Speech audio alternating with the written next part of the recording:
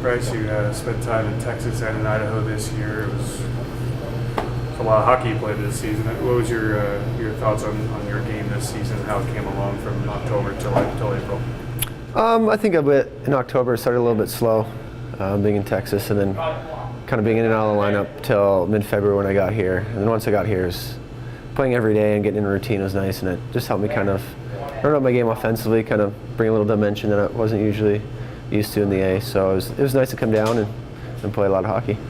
You look at the physical role you played here in Idaho, and then obviously some offense that came along with it as well. How did your game fit into what Neil Graham looks to do with his team here? I think that he's always looking for guys that are big and fast and big and physical, because when it comes down to it in the playoffs, you need guys that are going to crash and bang, and it's there's not a lot of space out there, so you have to kind of use and fight through everything. I think that's kind of what, going forward, what he wants to bring and build for next year. I know it didn't end the way you wanted, obviously, but this was your first professional playoff hockey experience. What did you learn, and how much fun did you have playing the playoffs? It's different than regular season. Everyone says that you wait all year to play in the playoffs, and everything's do or die. So you don't know if you're playing like we did 5 games, or if you play 7, maybe you play 20. And you try to relish your time with everybody that you're playing with, and that's the biggest thing, is you can't take nothing for granted. It's such a unique dynamic in pro hockey. Every time you leave these locker rooms, you don't know if you're going back here in October. There's questions to be answered, but what's your mind frame going into the summer? Things personally you can improve on. How do you handle that going into the summer months?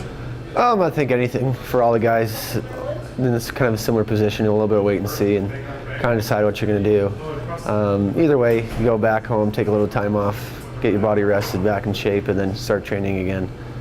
And once you start training, things open up, and you just take it one day at a time. What were your thoughts on the Beast? Nice guy. Well, what can you say? He's the Beast. Is there anything in particular you focus on this summer? I mean, you've played pro hockey for a few seasons. You played in the NHL. I'm sure you're still learning things, but you know your body. You know what you need to do to be ready for October. Is there anything that you focus on? Well, the biggest thing is just take care of your body. That's your tool.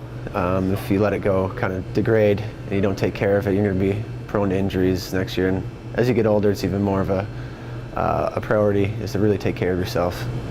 In your time here, what was your favorite thing about Boise? I think the fans. Fans are always great. The city itself is beautiful. Downtown's awesome. I think overall, it's a great organization. We get treated really well. And I can put my finger, I guess, on one thing, but I think as an overall package is awesome. Any particular message for the fans? Just that we love them when they're coming out, and they're loud for us. Like, we see them in the community, they see us, and we're all in it together. It's one big community. We're part of their community, and they're part of ours. And when we come here, maybe just for a year or a few months, and they welcome us in with open arms, there's nothing better than that. And to be welcomed and to feel appreciated.